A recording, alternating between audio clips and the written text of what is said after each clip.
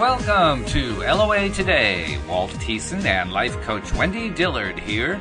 Today is Tuesday, March 27th, 2018, 4 p.m. Eastern Time, your second daily dose of happy for the day. Hope you're having a happy week. It's we're like, 40% of the way through when the workday ends today, so you're making progress, and good things are happening at work, I hope. And even better things are happening not at work, so good things are happening everywhere. It's just a good week. It's a good day. That's the way I look at it. If you don't like it, you can change the channel. Every day is a good day. Every day is a good day if you choose to look at it as every day is a good day. It is. It really is. I mean, it's like Tony Robbins says, any day you wake up above ground, yes, it's a good day. That's the kind of thing. I mean, Joel says the same thing. I woke up today. This is a good day.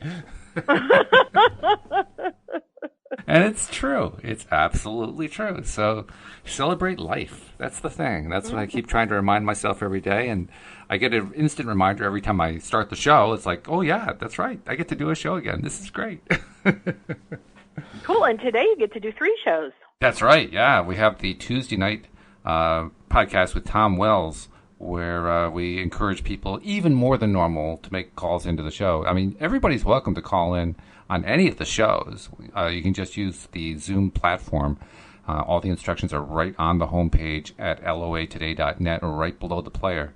But generally, we set up the Tuesday night show for people who, just can't make the call during the day, and that's understandable. We have busy lives. We have things that are going on, so that's why we created Tuesday night.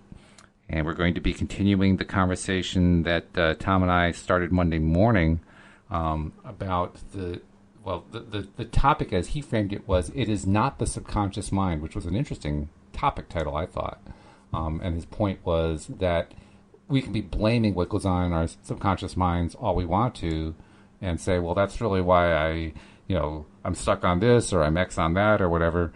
But it doesn't move us forward. So stop saying that's the subconscious mind and start saying, you know what? It's my responsibility to get myself into a better place. And he's probably already talked about this, or you will, but just my one little comment about that is, if you have something going on in your life that is active, it's not subconscious.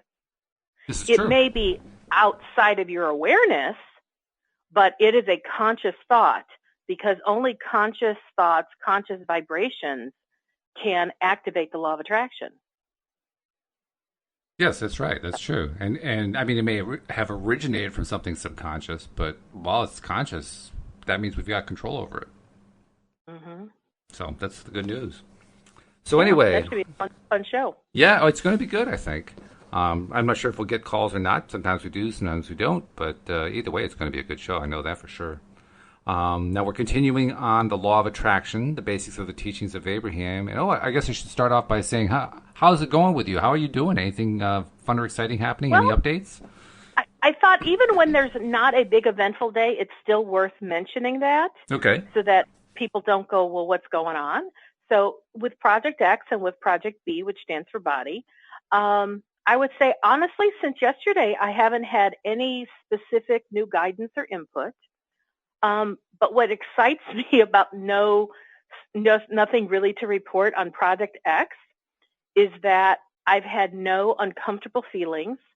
So you know how, like, over the weekend I was feeling discomfort, it was feeling awkward because it was so unfamiliar to me. I haven't had that at all. So I'm kind of making an assumption that I'm feeling more comfortable in the unknowingness. And it's not feeling so awkward or, anxiety-ridden, because I feel just fine. It's like I have more of a sense of peacefulness about Project X. Like, I know it's happening. I know it's happening. There's no doubt in my mind. I know it's happening. So I guess the fact that there's more peace actually is an update. So I'm glad I mentioned it, because I hadn't thought about that until just now. This is actually a new take on an old cliche. No news is good news. Isn't it? Yes. And I'm thinking, I started out with no news, but as I talked, I went, well, actually, there is a little bit of news, because feeling peaceful is different than feeling awkward. This is true. And I'm liking where I'm at today. It feels really nice. It feels comfortable.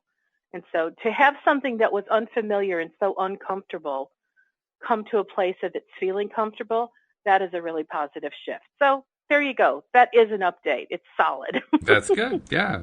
And actually, I do have something good going on in my life. You actually helped me turn around a little bit before the show because I was feeling a little bit down about the fact that I hadn't had any time to work on the book today. I really wanted to try to knock that thing out today, and I just couldn't do it. But the good news of what I had to do instead was I was doing payroll and paying bills and so forth for the gardening business because the gardening business is now up and running.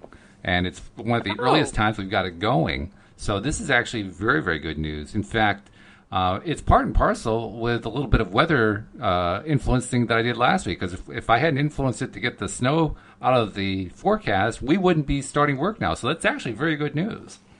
Nice. Well done. Yeah. Yeah, so we got people out in the field. That, to me, is a really nice win. It is. We got people in the field. We have our new sales rep who's closing deals already. She's doing very well. Louise is working with her, helping her get up to speed.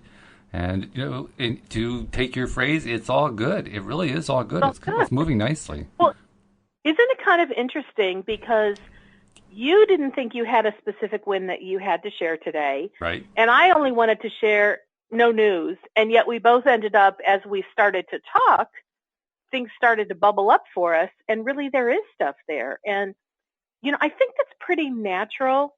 Unless you have some big, huge thing that's significant, oftentimes we don't pay enough attention to what's going on to even be aware that we are, in my case, I was making progress and I hadn't even been aware of it because I hadn't tuned in and you hadn't acknowledged, that your garden business is open and things are going well. Exactly. Yeah. And often that's the kind of thing you have to get to using law of attraction deliberately as a creator because of the 17-second rule, right? You focus on a thought for 17 seconds and it leads to another thought that's just as good or a better feeling. And you keep working that way, you can actually work your way up the scale. Well, that's what we did. We did that live here on the show. Not intentionally, but that's what we did. And, overall, I have to say that as much as I'm very aware that when you invited me to be a part of this show with you, it was to talk about things that could be entertaining, enlightening, inspiring, encouraging. So, our listeners can really take law of attraction and use it in a really solid, deliberate way. Right. But what I've recognized for myself personally is so much of the time when I'm sharing thoughts, whether it's in response to just the conversation or the topic or the book we're reading, or it has something to do with, my projects that I'm deliberately creating, it becomes very cathartic for me. And I get incredible awarenesses while I'm talking during our show time. And I do my best to acknowledge that so that listeners can have something to mark, oh, Wendy just got that spark of information or inspiration right now in the moment. It's not like something she knew already, because I really want listeners to recognize and be aware of how easy it can be to receive guidance and insight when you know what it looks like, sounds like, feels like, etc., because we all receive with different modalities.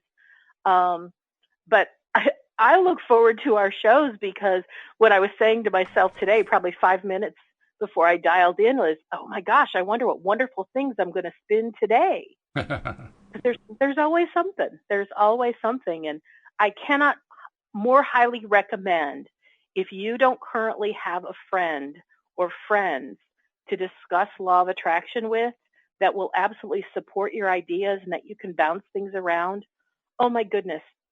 If you don't even know how to find them, that's something you just kind of throw out a question to the universe, which is, hey, universe, I really would love some law of attraction friends to talk about things, because I promise you, when you are discussing the stuff that you want to create in your life with somebody who's on the same page, you spin energy. You, like Walt had just talked about, 17 seconds talking about one topic is enough of a broadcast for law of attraction to actually bring you another thought like what you were just discussing.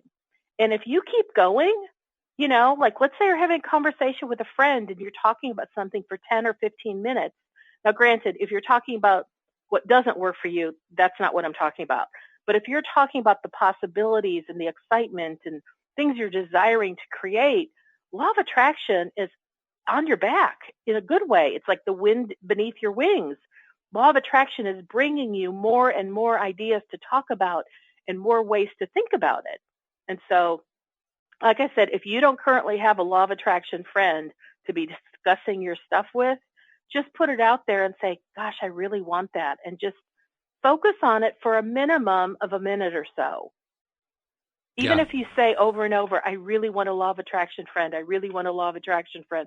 I really want a law of attraction friend, somebody to discuss my ideas with, even for just a minute, and just let it go and move on with your day. I promise you, within no time at all, somebody will match that call, and you'll have the friend to kind of spin your ideas with, and it will propel your life in a really positive way. Oh, no doubt about that. And in fact, it will help you attract friends. I mean, it's not like you only have to put that out there. You can also take inspired action when you get the inspiration after putting it out there. And you probably should if you get the inspiration, as we'll talk about in a minute. But the point is, when you attract that friend and they actually show up into your life, and it's not just one friend, sometimes it's more than one friend. Let me tell you, even if you're not talking LOA all the time, just because you're like-minded, conversations become really fun. They become much more fun than any other kind of friendship I've ever had, in my opinion anyway. I mean, when I had no law of attraction friends for a long time, and I realized how really bad I wanted that. Yeah. And so I just kept focusing on it. And then for me, because I was already connected to Meetup, I got an email that told me about some new Meetup, and the title, which is kind of bizarre, it was like the Wonder Tribe of North Texas. You kind of have no idea what that is. And I got to tell you, most of the time, I just hit delete, delete, delete when I saw these invites. But that intrigued me. And it's not that it intrigued me. I believe my inner being got my attention to look at it. And then when I looked at it, I felt intrigued. And then I felt led to look at it deeper. And I went, I don't really know what this is, but I think these could be my kind of people. And so I went to the first meeting, and that was the beginning of meeting my friend Keisha, Rhonda, who's the gal who she had initiated the group. And then eventually on down the road, we brought in another gal named Clarissa. But I have now like 3 mega law of attraction friends. When the 4 of us are together, we call ourselves the Fab Four. And we spin things all the time. And every time we're together, it is the best spent time. But I share that from I didn't have an inspired action for a long time. And the closest thing that came to an inspired action was this email looked exciting to me. But then I did take the action to go to the meetup. And then it was just kind of a natural unfolding of meeting people and going, hey, let's carpool to the next one. And, on and on and on. So. Yeah, it's a great point, too. People forget that meetup.com even exists, but it is a great source for finding like-minded people who are actively having meetings for the purpose of meeting other people and doing things. Almost every major city has 1 or 2 or more law of attraction meetups. Oh, yeah. Yeah. The larger cities have many of them, actually.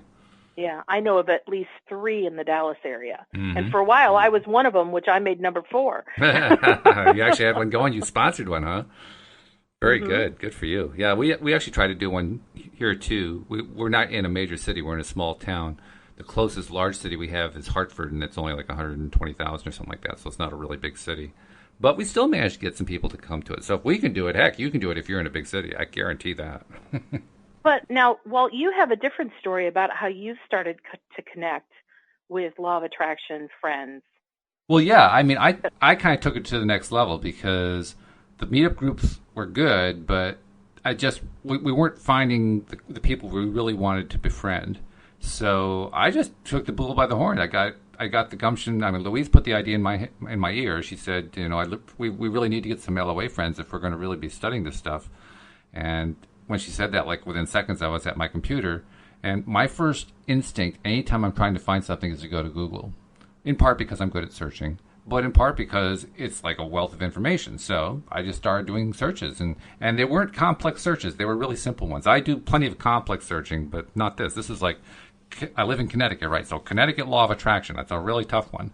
Or Connecticut law of attraction coaches, or Connecticut law of attraction friends. It was just really basic searches like that. And we ended up finding about a half dozen people within a very, very short period of time. So, even Google's going to be something that's a good resource for finding friends. It's not like you have to just wait for the universe to deliver something. You just you take but the inspired But I like how action. you said Louise put the idea in your head. She did, yeah. And as soon as she mentioned it, you looked at your computer, and that kind of sparked you to the idea of let's instantly go Google search and see what's out there. Yeah. So you were getting some guidance, even if you didn't call it that at the time. Mm-hmm. Yeah. I mean, the guidance was inspired by what Louise said. So, plus, if my wife asks me for something, I always try to find a way to, give it to her if I can. If there's any way to do it. So that just kind of adds to the motivation. Good husband. Yeah. But talking about the inner guidance, that's where we're at in the book. I mean, 2 shows ago, we talked about the subsection, My Inner Being is Communicating with Me, and kind of touched on it. And then yesterday we started the subsection entitled, I Can Trust My Guidance from Within. And we got about 3 paragraphs in. That's about all we did. Something like that. No, I think we did one. I made a note. We did 1 paragraph. I think we're at the top of page 80. Oh, okay. Well, then it was even less than I thought. Yeah. That's where I put my bookmarker. But it's you want to read? Yeah, sure. I'll be glad to start reading. But I just want to comment. This is important. And it's important to me in particular because I have had my own challenges, shall we say, with trying to trust the fact that I even get messages from an inner being. And then once I began to realize, yes, they are there, then it's a question of trusting them. But I have learned I can trust them. It's not like I ever mislead myself, so to speak. That doesn't happen. The only time I ever get misled is if I'm listening to a message that didn't come from my inner being, like something that I invented consciously or something like that. But I'm beginning to trust it. So anyway, let's see what Abraham has to say. Okay. The first paragraph just basically talks about how we have guidance from a lot of different sources. And then the second paragraph begins, but we want to help you remember the worthy, powerful being that you are and your reason for coming into this time-space reality. We want you to remember your intent to explore the contrast of this wonderful environment, knowing that it would give birth to a continual stream of new intentions. And we want you to remember that who you really are, your inner being or total you or source, is joyous in the expansion that you are about. We want you to remember that you can feel, by the power of your emotions in every moment, whether you are seeing your current situation through the eyes of that broader perspective or whether you are cutting yourself off from that source by choosing thoughts that are of a different nature. In other words, when you feel love, that means that the way you are seeing the object of your attention matches the way the inner you sees it. And when you feel hate, you are seeing it without the inner connection. And that is the first concept that I learned that really started to make sense for me, that I could understand messages from my inner being. Because the idea that if I was feeling an emotion that I prefer, Cindy and I decided today we're not going to call them positive and negative emotions. We're going to call them emotions that we prefer and emotions that we don't prefer. So when I have an emotion that I prefer, I'm getting that in good contact, so to speak, with my inner being. And when I have an emotion that I don't prefer, I'm not in direct contact with my inner being for that moment. And that helped me a lot to understand how this whole thing works. Now, did that enable me to immediately start saying, okay, got the messages coming in, we got a great conversation going? No, I can't promise that.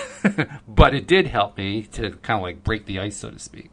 And that's been helpful. I mean, you're much better at it than I am. You've been doing this a lot longer. But where did you start? Did you start with a concept like that, or did you just find it intuitively, or how did you get there?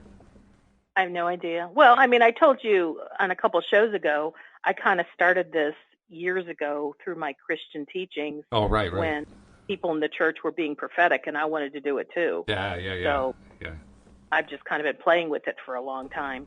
But, something I want to point out, I really like this sentence. It says, whether you are seeing your current situation through the eyes of that broader perspective, or whether you are cutting yourself off from that source by choosing thoughts that are of a different nature.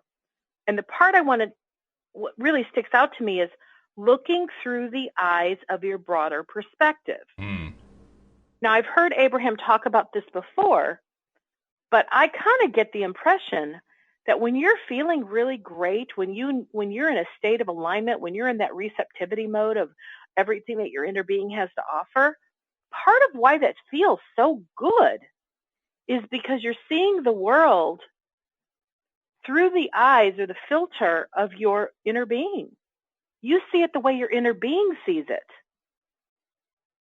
And when you're seeing the world the way your inner being sees it, how can it look anything less than stellar? Because our inner being doesn't ever focus on anything of a negative nature. It only focuses on things that are of a positive nature, things that are your preferences. So if there's something in your world you do not prefer, your inner being's not focused on it. And so you might be stuck in miserable, horrible traffic. And in that moment, you could be feeling fabulous. You could be dancing in your head. You could be singing, to the radio and having a great time. And when you're feeling really good, this sense of well-being, it's because you are so linked up and in sync with how your inner being is viewing the world. The traffic just doesn't even affect you. Mm-hmm. Yeah. But if, on the other hand, you look at the traffic and you're looking at your watch, you're like, oh my God, I'm going to be late for work and this really ticks me off. And, what the heck is up ahead that we're sitting here in gridlock and nothing is moving? Well, in that moment, your inner being is not looking at that. Your inner being is having a joyous time. Mm-hmm. Your inner being is feeling great in a state of well-being, and you're missing out on the good stuff because you're focused on what is. Right. Well, there's a Far Side cartoon that always comes to my mind whenever I think about this exact concept that we're talking about, the concept of deciding how we're going to look at any given situation. No matter how bad it may seem, we don't have to look at it that way. And the cartoon is a single-frame cartoon. It's a Gary Larson, so it's your typical Far Side cartoon. And it's a single frame showing a scene from hell. And there's this guy who's sweeping the floor in hell. There's fires all over the place. There are devils in the background who are acting like supervisors, and they're kind of kibitzing about this guy. And the guy who's sweeping is whistling as he's sweeping, and he's got this big smile on his face. He's just sweeping away in hell. And the two devils who are chit-chatting about it, saying, one of them turns to the other and says, I don't think we're getting through to this guy.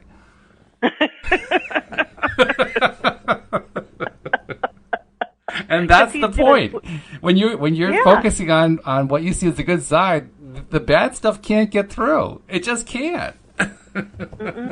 So here he is sweeping up the soot and the ashes from the coals of the fires of hell, but it's as though he doesn't even realize he's in the fires of hell. That's right. He's whistling while he works. Exactly. Exactly. I like that. I like that a lot. I particularly like frustrating devils. That's good. So anyway, if we continue, it says, you intuitively knew all of this, especially when you were younger. But gradually, most of you were worn down by the insistence of those older and self-described wiser others who surrounded you, as they worked hard to convince you that you could not trust your own impulses. And so most of you physical beings do not trust yourselves, which is amazing to us, for that which comes forth from within you is all that you may trust. But instead, you are spending most of your physical lifetimes seeking a set of rules or a group of people, like a religious or a political group, if you will, who will tell you what is right and what is wrong. And then you spend the rest of your physical experience trying to hammer your square peg into someone else's round hole, trying to make those old rules, usually those that were written thousands of years before your time, fit into this new life experience. And as a result, what we see for the most part is your frustration and at best your confusion. And we also have noticed that every year there are many of you who are dying as you are arguing about whose set of rules is most appropriate. We say to you that overall, all-inclusive, never-changing set of rules does not exist. for you are ever-changing, growth-seeking beings. That's a warm thought. That is a mouthful because we are continually changing. Yeah. And that's why, I've joked about this before with friends that I really wish that like our legal system, our lawmakers would put 10-year expirations on every single law. Oh, yeah, and that's a good idea. The law automatically expires after 10 years unless somebody brings it up and says, let's reenact this. Right. And the reason for my thinking this way, and of course, I'm not married to the idea of 10 years. I'm just throwing that out as a concept. But I believe that there's a lot of validity behind something like that because we as a society change, we as individuals change, we as people within a region change. I'm different today than I was yesterday. And I'm certainly a lot different than I was a year ago or 10 years ago, or the more further back I go, the more I'm not the same. Now, sometimes we think we're the same. But when you really stop to look at all the details, we're really not the same. And like lots of times I enjoy watching certain kinds of programs and going back to reruns because it reminds me of how much we've changed as a society. I mean, when you watch something like the Andy Griffith Show, that was at the end of the 50s, early 60s. That was a kinder, gentler time. These are my judgments. But it was a time where, first of all, we didn't even have asphalt roads. Okay, so from a technological perspective, we hadn't even gotten that advancement. We had cars, but they were still picking up the telephone with the thing you put up to your ear, that looks like a megaphone. There wasn't even a dial pad on the telephone. You had to go through a switchboard operator.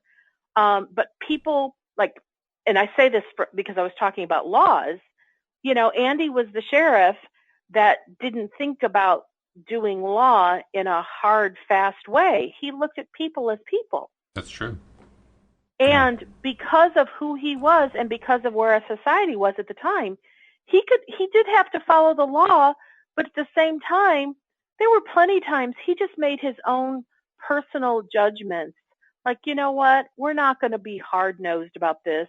We know this person's going through a hard time, and let's just talk to them. And if they seem that they're repentant and they're willing to make some changes, we're not going to throw them in jail. Mm-hmm. Well, certainly that is not something that happens today. Not very often. Today, it's kind of like you can't talk yourself out of getting thrown in jail today, because that police officer would lose their license. But then if you scroll forward into shows that were done in like the 60s and the 70s, you can see a lot of disrest or just a lot of desire for things to change. Like I think of the show Good Times. It was this poor family. However, they were trying to figure out a way to move it on up, just like the Jeffersons. Right. That was moving on up.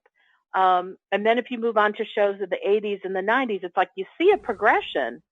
And when you start to really pay attention, you go, wow, we have changed a lot.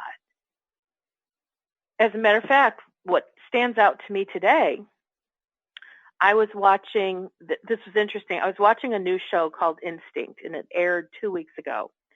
But it was on Sunday, and apparently there was some kind of sporting event that caused all the programming to get bumped because the sporting event went longer. So I ended up watching the first 30 minutes, or the first 30 minutes of what had been recorded was the tail end of 60 Minutes. And I wish I could remember the country that this guy was from, but it was someone from the Middle East. It could be Iran, Iraq, Afghanistan, I don't know. One of those or a different one. But, he had the Asian, like towel wrapped around his head and the rope around it. And he was speaking in his native language, and there was an English interpreter. And here he was saying things like, well, now that I'm the ruler, I'm doing things differently.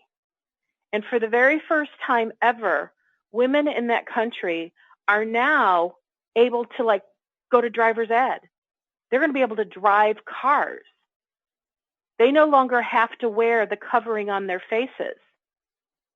And I'm like, whoa, this is amazing. And he went on for 30 minutes talking about all these changes that he was making, and it made it look so fabulous.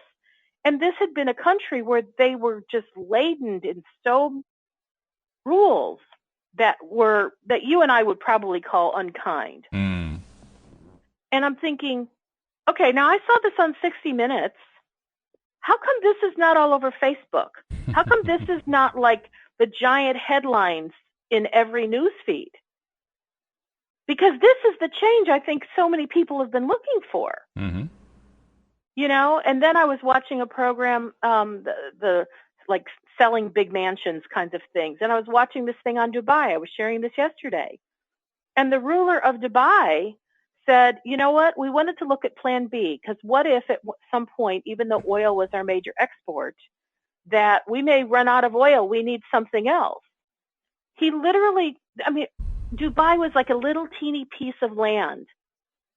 And I don't remember if he shipped in dirt or pulled up sand in the ocean, but he like created a bunch of peninsulas that are in the shape of palm fronds. It looks like a palm tree when you look at it from an aerial view. And Dubai is one of the wealthiest, richest countries in the world, and its main thing is tourism. Mm-hmm.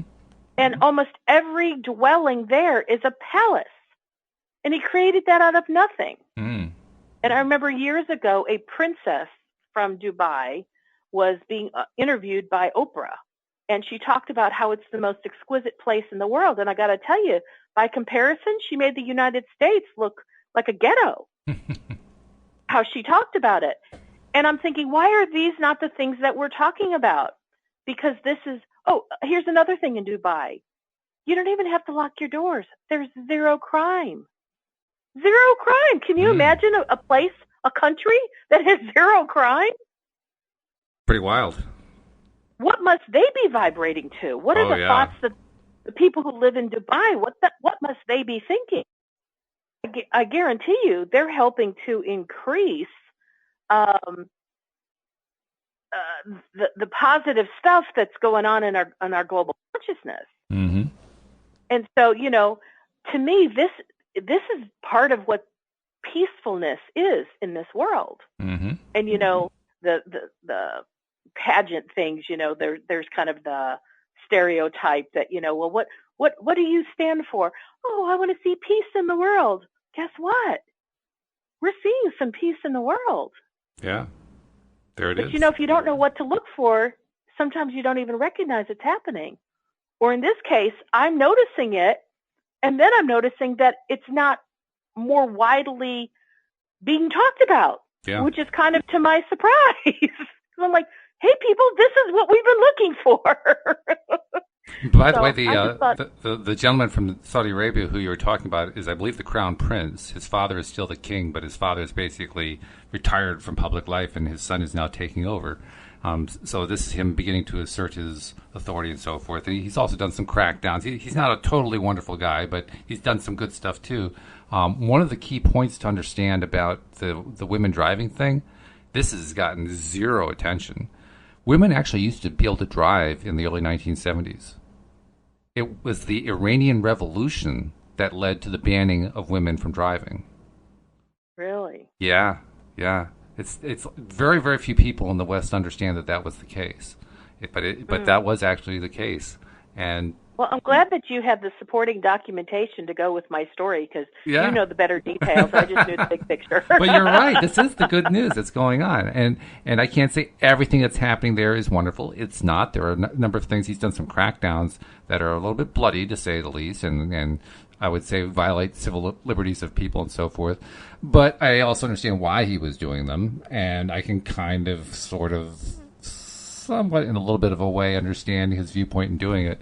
You know, but my point is, he's not all sugar and honey. There is a darker side to his rule, but nevertheless, there's still the good things going on. The good things are happening anyway, and that's really what the most important part is. All the negative things you just said is not what I want to focus on. I purposely wanted to focus on the things that we've been asking for are being displayed in different pockets of the world. That's right. The only reason I mention the negatives is that very often people come from the negative place. So I want to reach out to them and help pull them in instead of, jerking them over to it, because otherwise they may not even pay attention to it.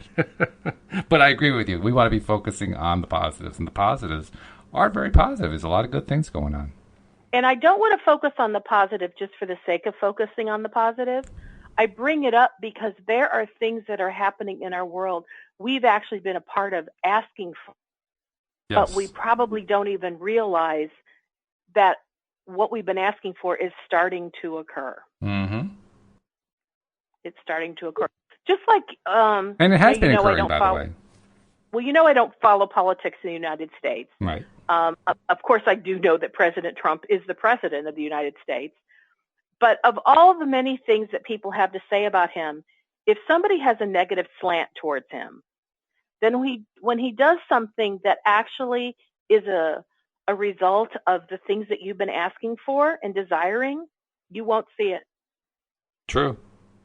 If you stay focused on only what is negative, and if you continue to judge the heck out of him, then when he does things that are actually what you desire, you won't see it because you're so vibrating to an energy that it would block you from seeing anything that you desire actually showing up. By the way, I have a trivia question for you. Yeah. Go ahead. You talked about Andy Griffith and how that was back in the day where you not only made your own phone calls, you had an operator doing it, but everybody knew who the operator was, and the operator knew everybody else's business. She was actually the center of all the town gossip. So here's my trivia question. Do you know what the name of the operator was in the Andy Griffith show? Sarah. Yeah. And you didn't think I'd know that, huh? No, I thought you'd know it.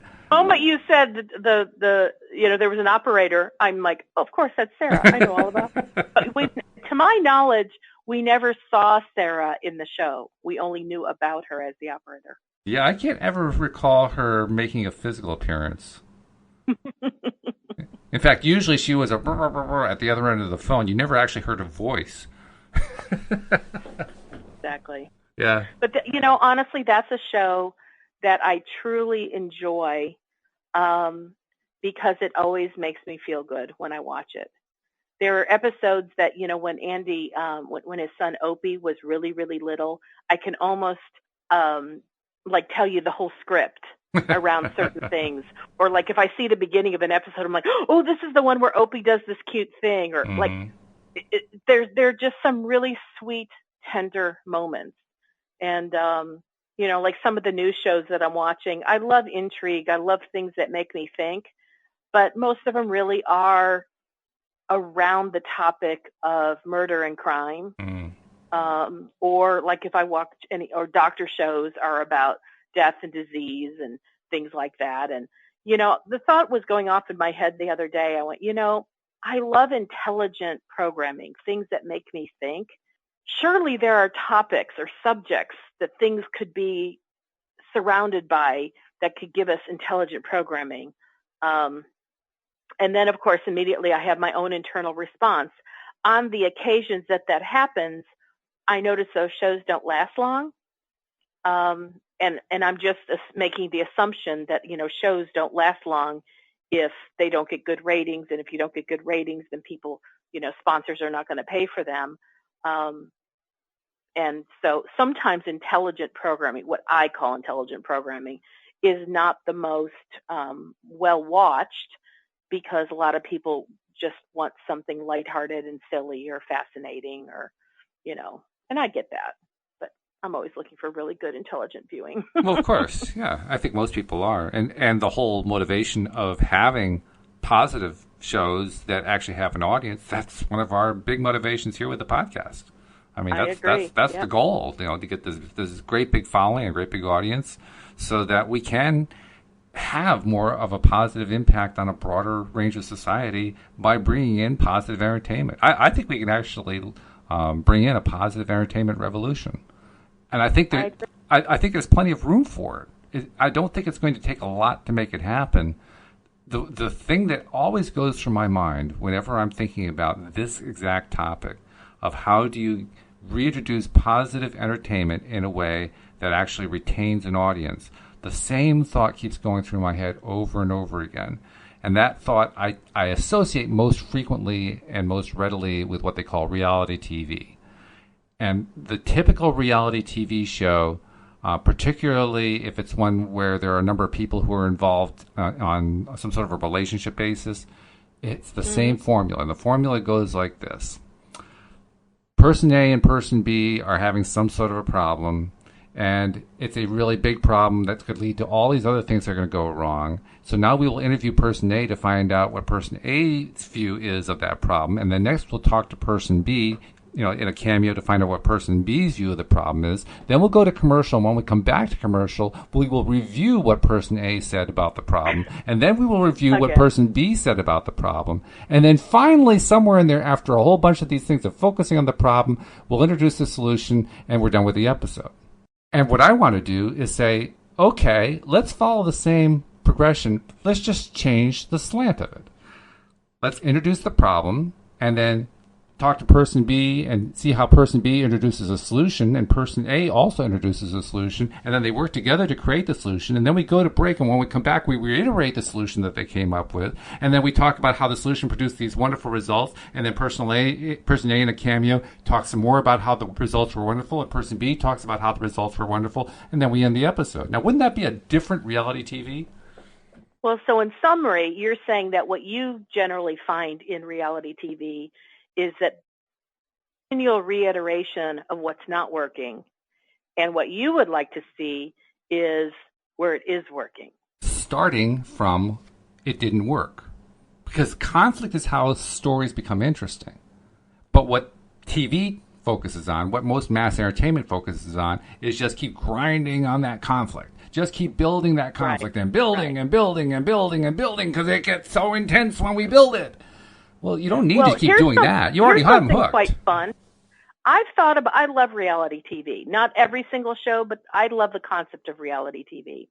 And if anybody who's listening knows anything about, or knows a producer, or knows whatever, that would like to do some kind of a law of attraction reality TV, I'm ready. I'm serious. I am ready to be a part of something like that, to be a part of that kind of production, whether it's behind the scenes or walking around with the microphone pack, connected to me and having someone follow me around. I'm ready to do that. Wow, the gauntlet has been cast. I'm ready to do LOA Today on TV, whether it's cable, whether it's on Amazon Prime, whether it's any of those. Anybody who knows how to put that kind of thing together, I'm ready to make that happen. I'm ready to be a part of it. That would be fun, I have to admit. To do LOA Today on TV as a real TV show, that would be fun, I have to admit. Yeah. And instead of having, quote, listeners, we would have specific people who they have real stuff going on in their life. And let's watch them in their life. Let's watch them, as they converse with somebody. Let's listen in when they're having a business call, and then get off and go, see, here was that conflict. Don't know what to do about it. And then we talk about how we can shift it from where it's uncomfortable to where we can get the vibration moving in a positive direction. Yeah, let's do that. That would be fun. Let's make that happen. So this is something I've been thinking about for a while, but since we're talking about it now, I'm like, hey, I have no compunction to not just share my idea. Yeah, why not? Because if anybody likes what I do, hey, I'd love to be a part of this. Yeah, well, that's how you do it, right? That's deliberate creation. You put the idea out there, and you put it out in your most excited manner, like you just did. So yeah, so you know what? Even if our listeners do not have connections to people in TV or production or whatnot, but if you like the idea, spend a couple seconds or a minute just thinking about what that could be. And I guarantee you, we will spend the energy, and before you know it, my phone's going to ring. And I'm going to get somebody to say, Wendy, I've never met you, but I heard about you through somebody who listened to you, and you want to do a reality show. Well, I'm a TV producer, and I'm looking for a new platform, and I'd love to do something that speaks a positive message. I want to get that phone call. I think that phone call is ready to be made. Whoa. I'm getting a chill right now. That is so cool. Very, very cool. When I came up with Project X, I said I want to start playing with deliberate creation, not just taking the little stuff in my life and making it better. I want to go out big, because I had one of my dear friends named Rhonda. We were in a call one day. She's one of my LOA friends. And I was talking about something that just didn't feel like it was moving the way I wanted it to. And she said, "Hey, Wendy, I've got this question that just popped up for me to ask you." I said, "Okay, what is it?" And she goes, "Are you playing too small?" And I got to tell you, I like burst into tears. Really? Yes. And I said, "Yes, I'm playing too small, Rhonda. That's why my life wasn't feeling satisfying and really juicy and good at that point. I'm playing too small. I want to play bigger. My life has positioned me to play bigger." And I said, "I don't know what that looks like, but yes, I am not willing to play small anymore." So I know this radio podcast is about me playing bigger. This is a bigger arena. I'm talking to more people than just me and my cat. We want to thank you, Kat, for being a listener.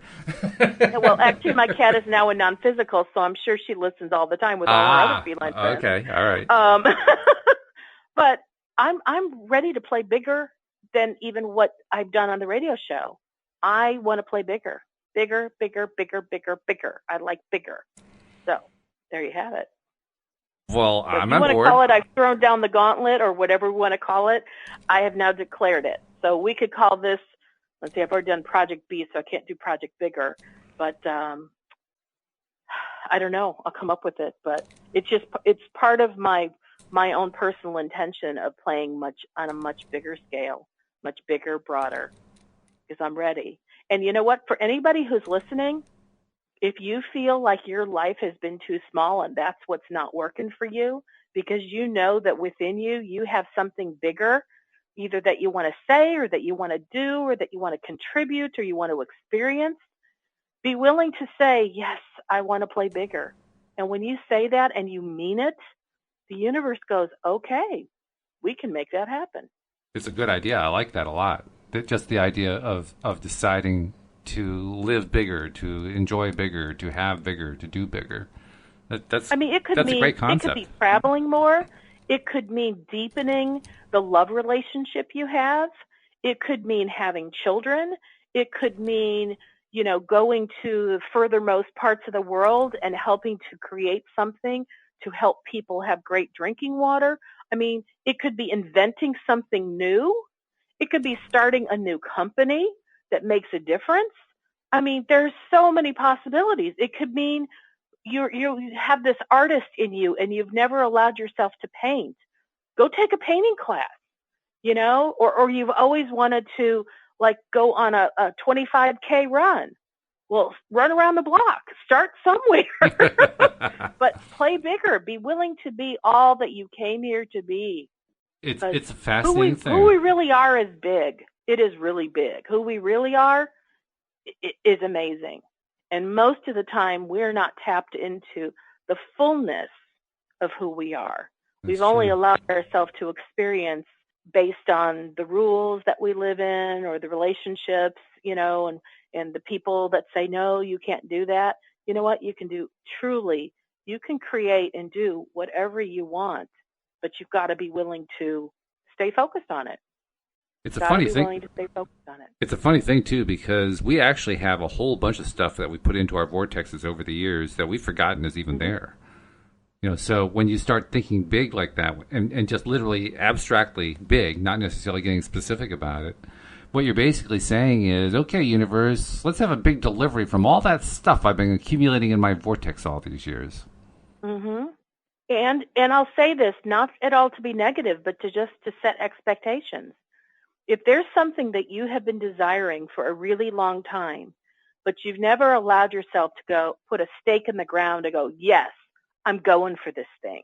Oftentimes I'll have clients and friends say to me, "Okay, I made this big declaration," and then this cascade of crap showed up in my life. And I say, here's my response: rejoice and get really excited and have a party. You're like, are you kidding? Get excited because you put a stake in the ground with so much fervency, with so much intensity, and the universe is trying to bring it to you. And the things that in the past have stopped that from happening are showing up. And it's like, these are the roadblocks that kept you from doing it.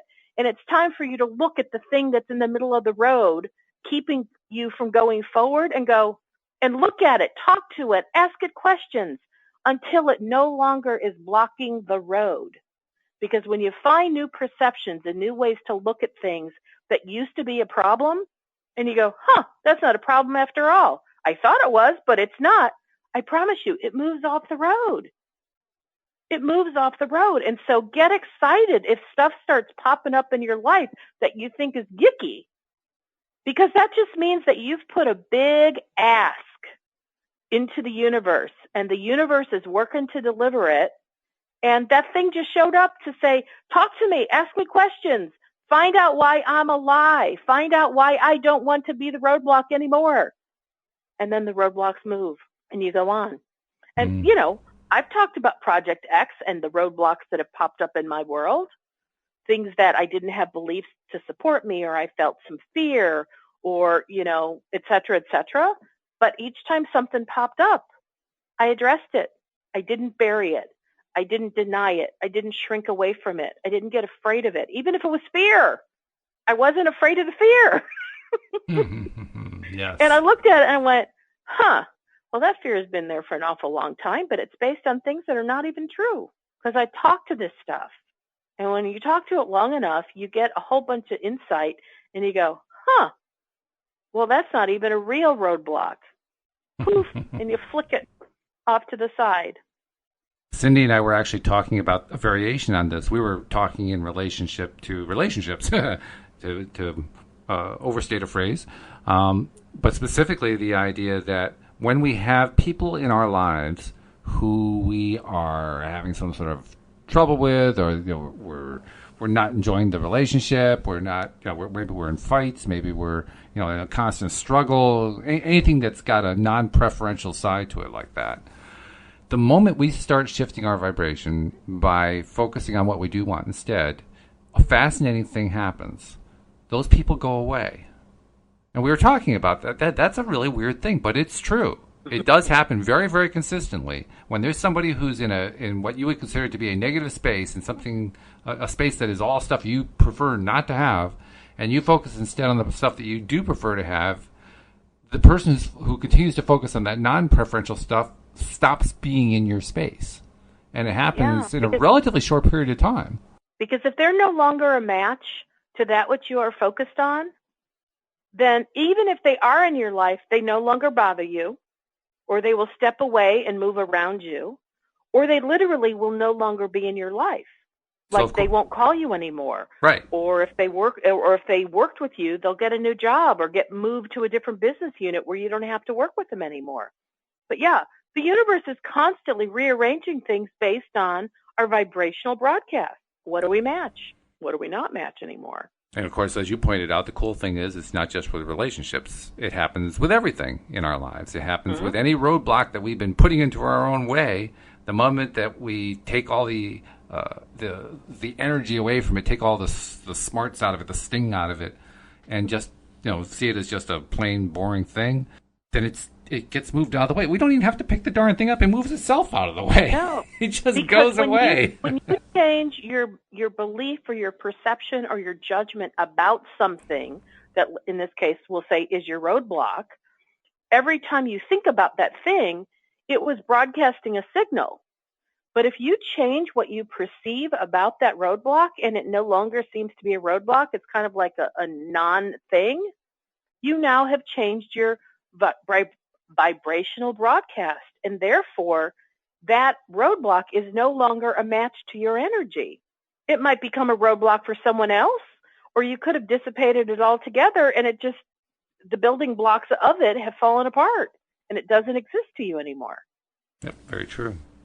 When we were reading from the book, we had reached a point where we talked about how we are ever-changing, growth-seeking beings, and that's where you went into a really interesting thing that kind of led off this whole segment of conversation here about the the legal system. And wouldn't it be great if we had a legislature that passed a law that said all laws expire after 10 years unless they're reenacted, that kind of thing. Well, I was just looking ahead to the last 2 paragraphs of the subsection. You'll never guess what they're talking about. Let me read it to you. It's kind of interesting. Okay. First of all, they're talking about this idea of we being ever-changing, growth-seeking beings. They say, if your house were on fire and the firefighters came with their truck, that marvelous equipment with the big long hoses and all the water surging through it, and sprayed their hoses into your house and extinguished the flame, you would say, indeed, that is most appropriate behavior. But if on a day when there was no fire, those same firefighters and the same hoses were to enter your house spraying water around, you would say, indeed, that is not appropriate. Actually, I'd probably say something a little bit more 4-letter than that. There'd be expletives all over the place. There would definitely be. Yeah, like, what the bleep are you doing? And so it is with the laws that you are passing relative to one another. Most of your past laws and rules are not appropriate to that which you are now living. If you had not intended growth, you would not be here in this physical life experience. For you are here as an expanding, ever-changing, growth-seeking being, because you want to add unto that which you understand, and you want to add unto all that is. If that which was figured out long ago was the ultimate, then there would be no reason for your existence today. And so let me say, whenever Abraham refers to all that is the reference to what many people would call God. Right. Or source energy. That is the accumulation of all inner beings in a togetherness of all connectedness. The grand creator of all, if you will, is how Abraham refers to all that is. And so if you don't know that little phrase can like slip right past you. Oh, I see what you mean. Yeah.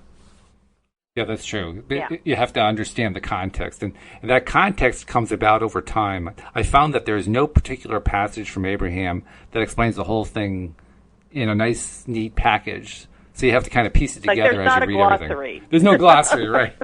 There's no glossary of the expletive terms that we didn't actually use in the podcast. No.